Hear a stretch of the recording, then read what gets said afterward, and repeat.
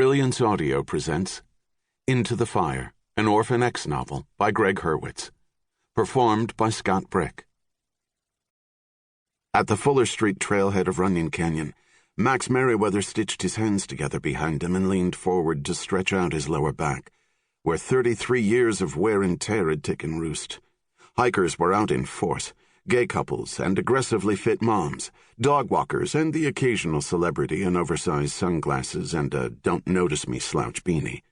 To the west, the sun coasted down behind a bank of clouds, fuchsia embers warming up into a sunset.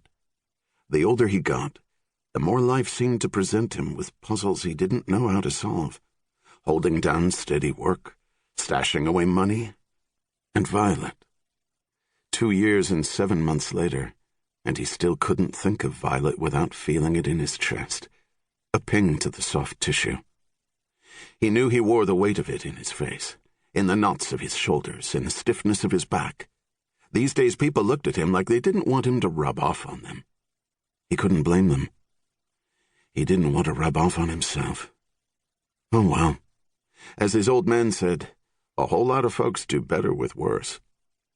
The breeze blew sage and chaparral, the dusty scent of the Santa Monica Mountains when you got away from the asphalt and car exhaust. Max started up the trail, nearing a homeless guy 5 layers deep in rags. The man seemed to grow out from the base of the fence, an organism composed of tattered cardboard, scraps of bedding, and dirt-caked flesh.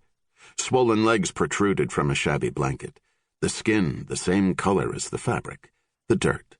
His feet were bare, the soles cracked like shattered plastic.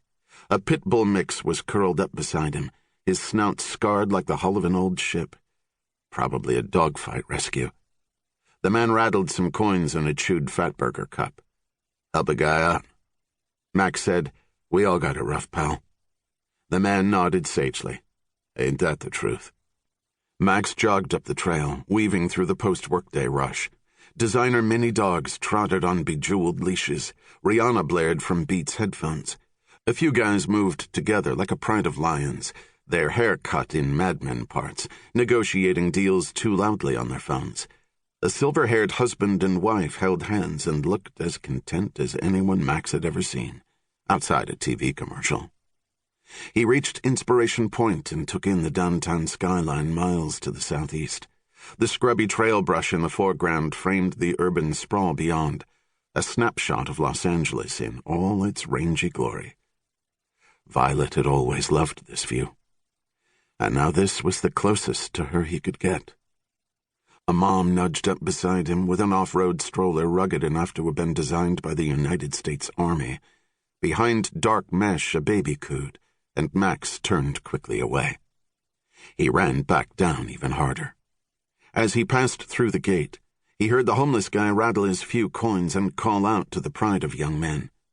The loudest of the bunch muted his phone against his chest. "Quit bugging everyone, dude, you're a joke." The homeless guy said, "Then help me not be a joke." The young man laughed, white teeth flashing, and pointed at him. "Nice try, bud, nice try." Max walked up the street to where he'd left his truck, a trailblazer with rust patches eating through the wheel wells. He had to climb in across the passenger seat because a tap-and-run months back had dented in the driver's door.